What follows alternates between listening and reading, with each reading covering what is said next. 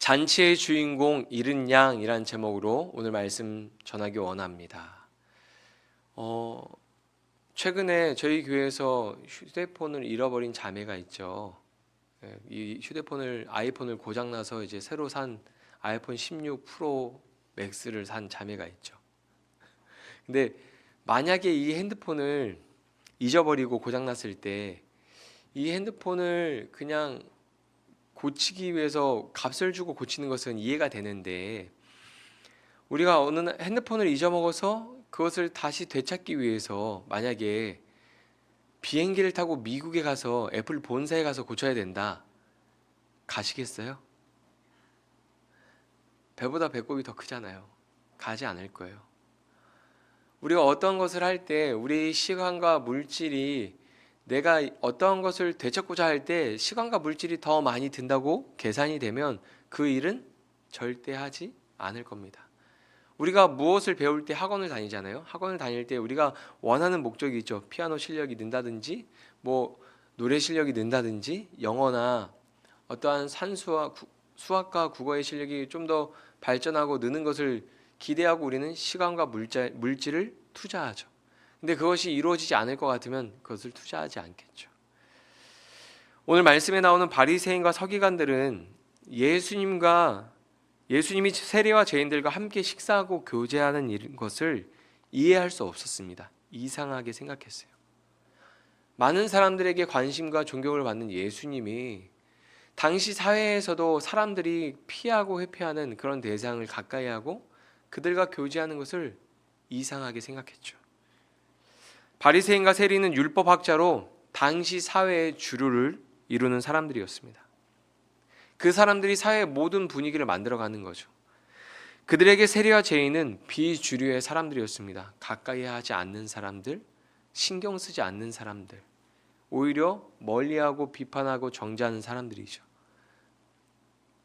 세리는 헤롯이나 로마를 위해서 세금을 거두는 사람들이었습니다. 그리고 정해진 세 이상으로 징수하고 많은 부를 축적하는 사람들이었습니다. 부당하게 부를 축적하는 사람들이었습니다. 유대 사회에서 그들은 나라를 배신한 반역자였습니다.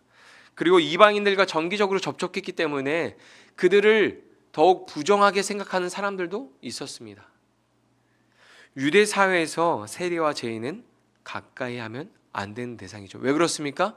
종교적으로, 신앙적으로 하나님 앞에서 우리는 거룩해야 되기 때문에 죄인과 세리를 가까이 하면 우리가 부정해질 수 있기 때문에 멀리해야 되는 것이었죠. 저는 세리를 떠올리면 세리장이었던 삭개오가 떠오릅니다. 삭개오라고 혹시 기억나세요? 기작은 삭개오, 이런 노래 혹시 들어보셨나요?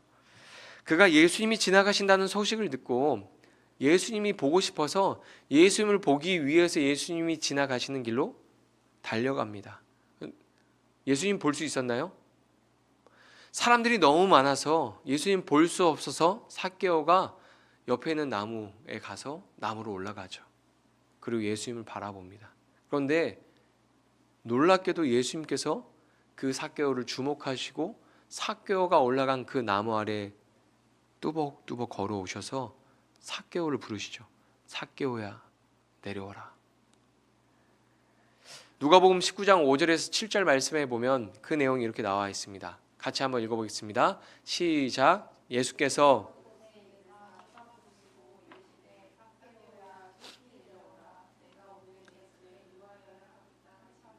급히 내려와 즐거워하며 영접하거늘 뭇 사람이 보고 수군거려 이르되 저가 죄인의 집에 유하러 들어갔도다 하더라. 예수님이 삭개오를 부르셨을 때 삭개오는 어떻게 했습니까? 엄청 기뻐하죠. 그래서 예수님 부르셨을 때 그냥 조심히 막 내려와야 되는데 속히 내려갑니다. 급하게 내려가요. 삭개오는 왜 기뻐했을까요? 내용을 보면, 성경을 보면은 두 가지 때문에 기뻐한 것 같은데, 사람들이 수군거리고 욕은 하지만 아무도 자기의 이름을 불러주지 않았습니다.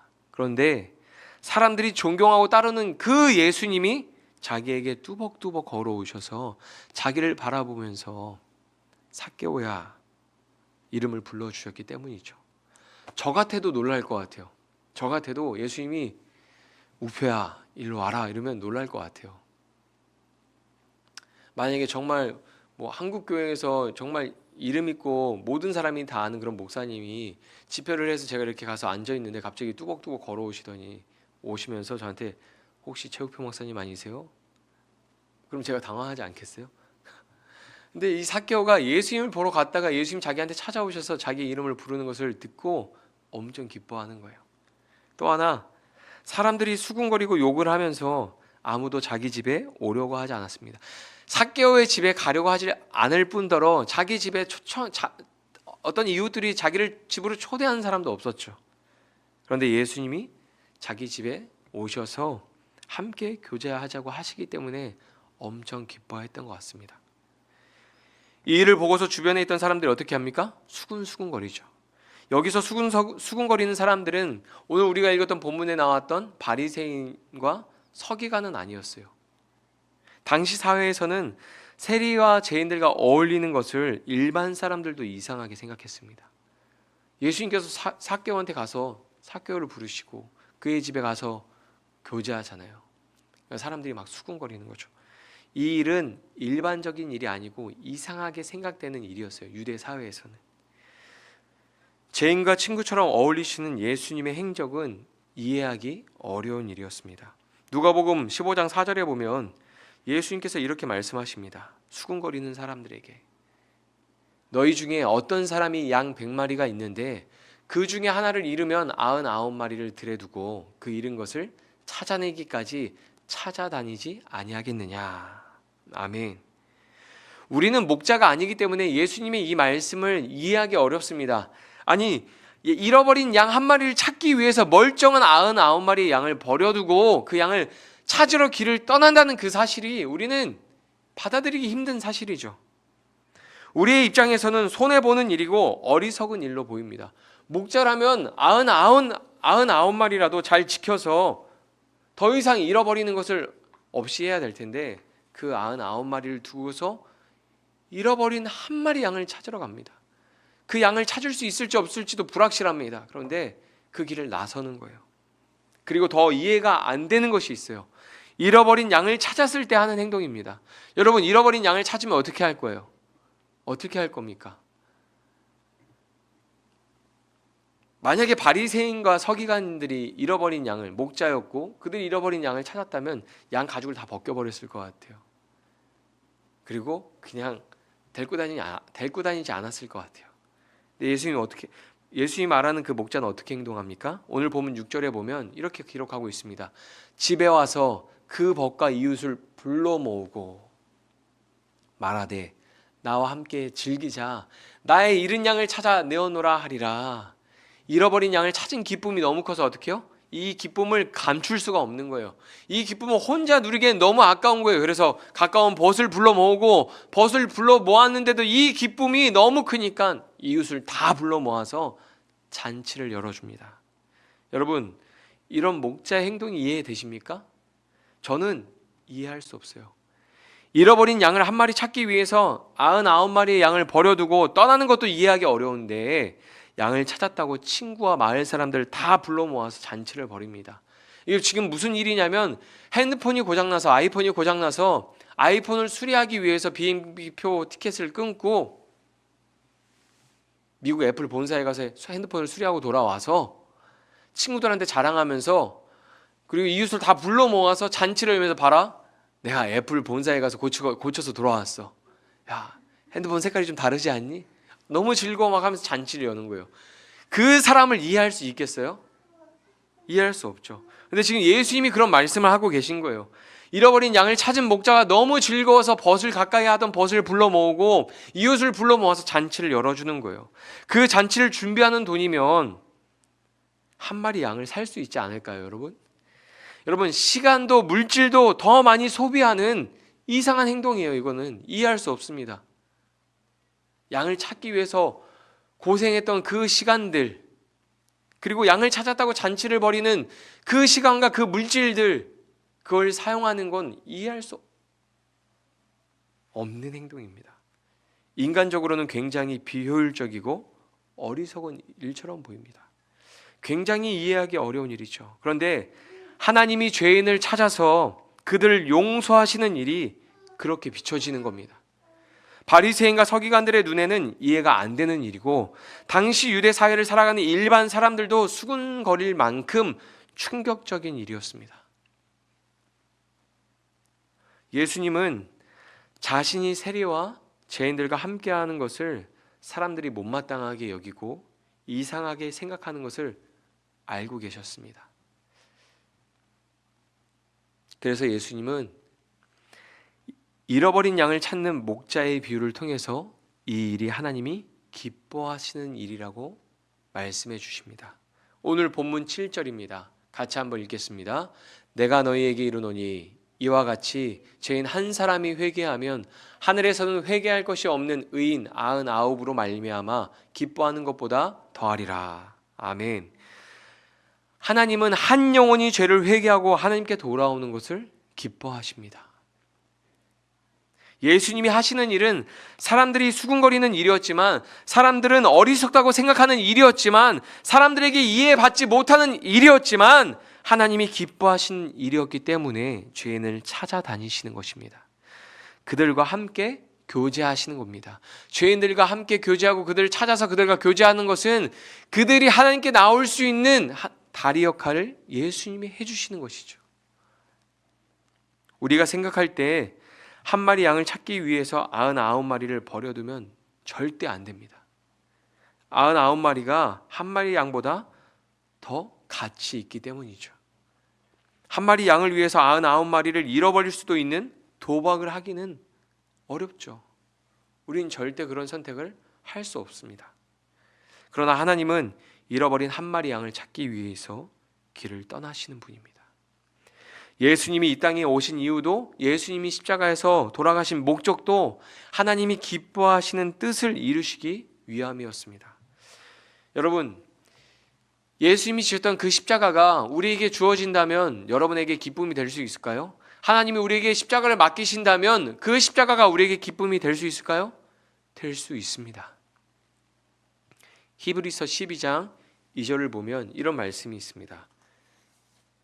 같이 읽어보겠습니다. 시작. 믿음의 주여 또 온전하게 하신 이인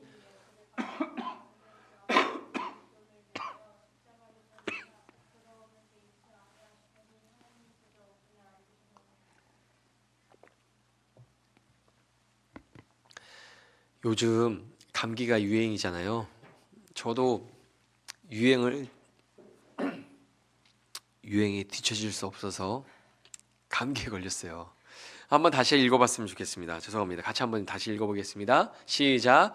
믿음의 주여 또 온전하게 하시는 이인 예수를 바라보자. 그는 그 앞에 있는 기쁨을 위하여 십자가를 참으사 부끄러움을 개의치 아니하시더니 하나님 보좌 우편에 앉으셨느니라. 아멘. 십자가를 감당하실 때 예수님은 기쁨으로 감당하셨죠. 그리고 예수님의 제자들도 십자가를 감당할 때 기쁨으로 감당했죠. 수많은 믿음의 사람들이 십자가를 기쁨으로 감당했습니다. 1866년에 복음을 전하기 위해서 영국에서 로버트 토마스라는 선교사님이 조선으로 들어오셨습니다. 그런데 배를 타고 들어올 때 공격을 받아서 배에 불이 붙자 선원들이 살기 위해서 강으로 뛰어내렸고 헤엄쳐서 육지로 나왔습니다. 그러나 거기서 기다리고 있던 병사들이 다 창으로 찔러 죽이고 칼로 찔러 죽여서 모든 선원들이 그 자리에서 다 죽임을 당했습니다.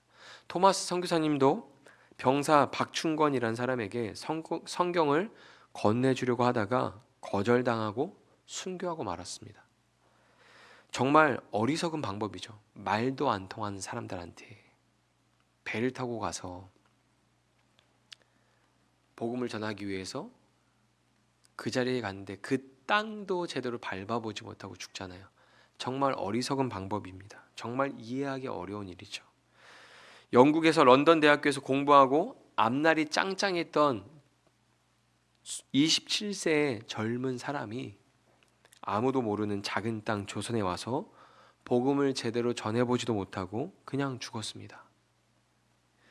보장된 미래를 버리고 한 영혼을 구원하기 위해서, 하나님이 기뻐하시는 삶을 살기 위해서 조선에 왔다가 그냥 바로 죽었어요. 사람들이 보기에는, 하나님을 모르는 사람들이 보기엔, 세상이 보기에는 무모하고 어리석은 일처럼 보일 겁니다. 그러나 하나님은 죄인에게 찾아가서 복음을 전하는 그 일을 하나님은 기뻐하시죠.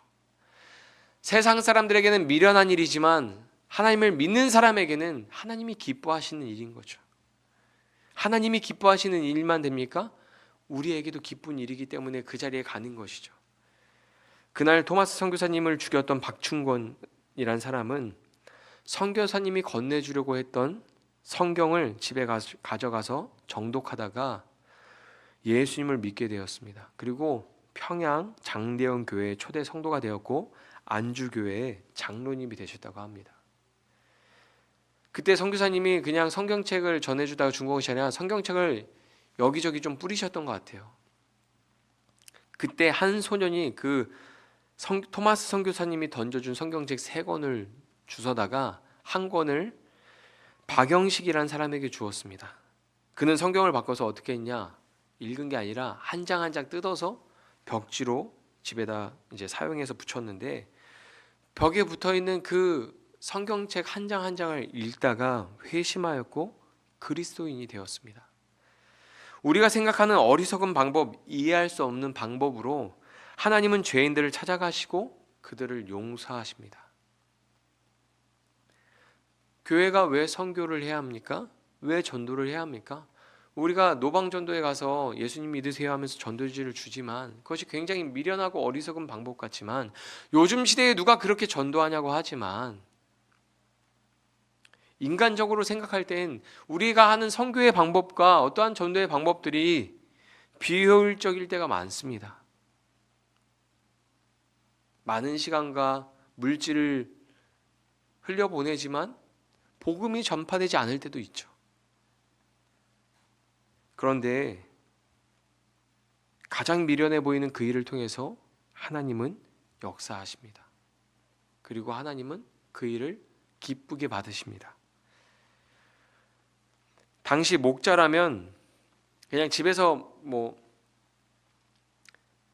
강아지 한 마리 키우듯이 양을 키우는 그런 사람들 말고, 목자라고 하는 사람들이라면 양을 100마리 정도는 가지고 있었다고 합니다. 당시에 예수님이 바리새인들과 논쟁하는 그 시대 때 양은 쉽게 길을 잃고 무리에서 이탈하고 방황하다가 쉽게 다치고 쉽게 죽었습니다. 그래서 목자들은 매일 밤마다 이제 어떤 일과를 마무리하면 가장 마지막에 하는 일이 무엇이었냐면 양의 수를 세는 거였어요. 그리고 양 한 마리가 없는 것을 발견한 목자는 그 양을 찾기 위해서 길을 나서야 했습니다. 그리고 그것을 이상하게 생각하는 사람은 아무도 없었어요. 목자라면 마땅하다고 생각했고 당연한 일이라고 생각을 했습니다. 예수님은 목자들의 관심을 이용해서 질문을 던진 것이죠. 너희가 목자라면 그렇게 하지 않겠느냐? 목자는 잃어버린 한 마리는 죽을 수 있는 위험에 처해 있고 99마리는 안전하다는 것을 잘 알고 있었습니다. 목자들이 쉬는 곳에는 양들을 임시로 모아서 보호할 수 있는 시설이 있었습니다. 잃어버린 양을 부지런히 찾는 일은 목자에게 시급하고 중요한 일이었습니다. 그만큼 양은 어리석고 연약했기 때문입니다. 빨리 찾지 않으면 다칠 것이고, 빨리 찾지 않으면 쉽게 양은 죽을 것이기 때문에 그 양을 찾는 일이 목자에게는 굉장히 시급하고 중요한 일이었습니다. 오늘 본문 4절에서 5절에 보면 이런 내용이 있습니다. 너희 중에 어떤 사람이 양 100마리가 있는데 그 중에 하나를 잃으면 99마리를 들여 두고 그 잃은 것을 찾아내기까지 찾아다니지 아니하겠느냐? 그 잃어버린 양을 찾을 때까지 찾아다니지 않겠느냐? 또 찾아낸즉 즐거워 어깨에 메고. 아멘. 여러분, 성경에서 탕자의 비유를 보면 둘째 아들은 집을 나갔죠. 왜 나갔어요? 아버지가 싫어서 집을 나갔습니다. 아버지와 함께하기 싫어서 집을 나갔습니다. 집 밖에 있는 기쁨을 얻기 위해서 나갔어요. 그런데 오늘 말씀에 나오는 양은 목자가 싫어서 집을 나간 게 아니죠. 목자가 싫어서 집을 떠난 게 아닙니다. 그 양은 목자를 주목하지 않아서 혹은 다른 것에 시선을 빼앗겨서 목자를 따라가지 못하고 뒤처지고 다른 길을 가게 된 양입니다. 양이 숲을 사이에서 헤매고 있는지 절벽에 있는지 아무도 모르는 일이죠. 그 양을 찾아서 길을 나선다고 해서 그 양을 찾을 수 있는지 불확실한 일이죠. 그런데 목자는 양이 멀리에 있든지 찾기 어려운 장소에 있든지 시간과 장소를 가리지 않고 잃어버린 양을 반드시 찾아냅니다. 하나님은 우리가 하나님을 떠나서 멀리 있든지 하나님께 돌아오기 어려운 깊은 죄악 가운데 있든지 시간과 장소를 가리지 않고 우리를 찾아오십니다. 반드시 우리를 찾아오시고 우리를 찾아내십니다.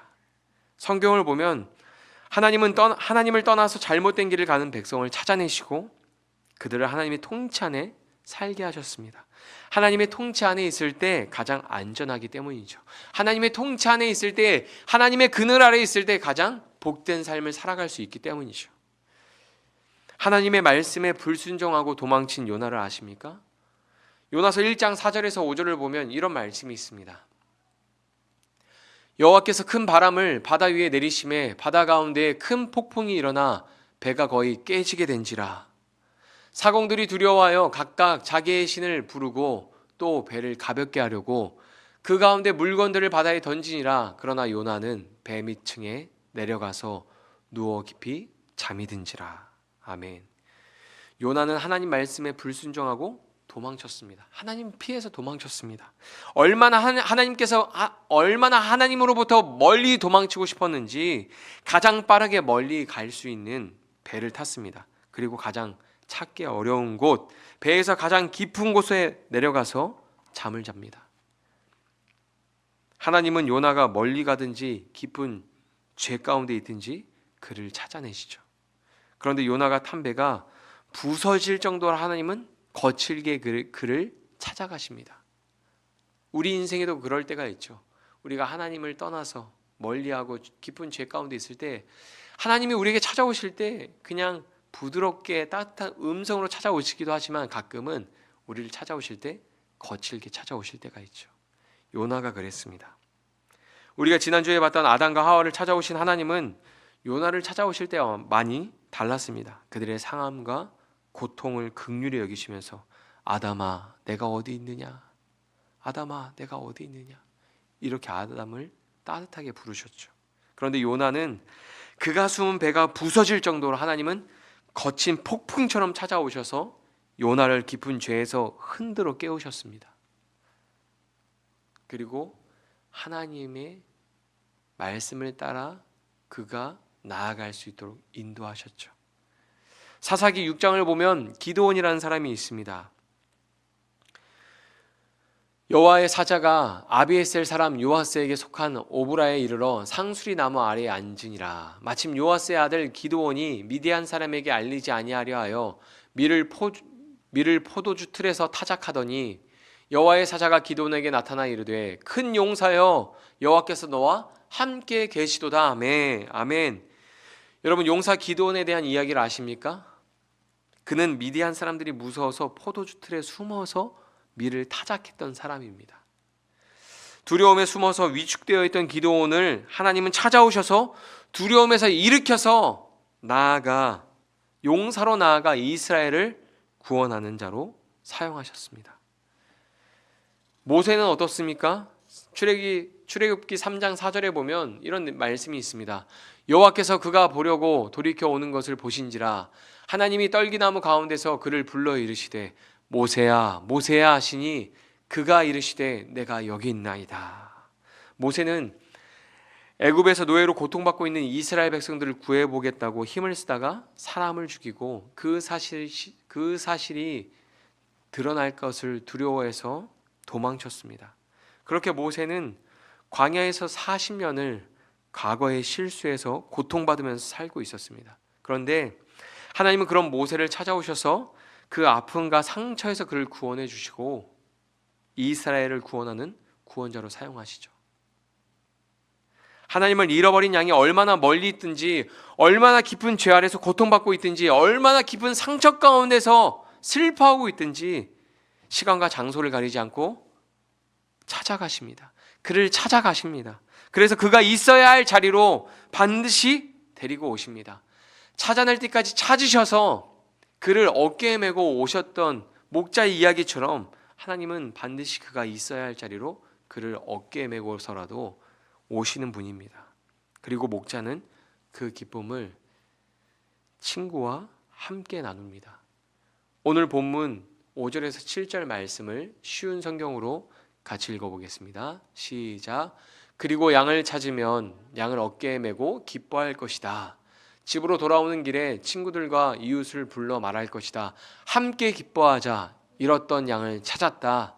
내가 너희에게 말한다. 하늘에서는 회개할 필요 없는 99명의 의인보다 회개하는 죄인 한 명을 두고 더 기뻐할 것이다. 아멘.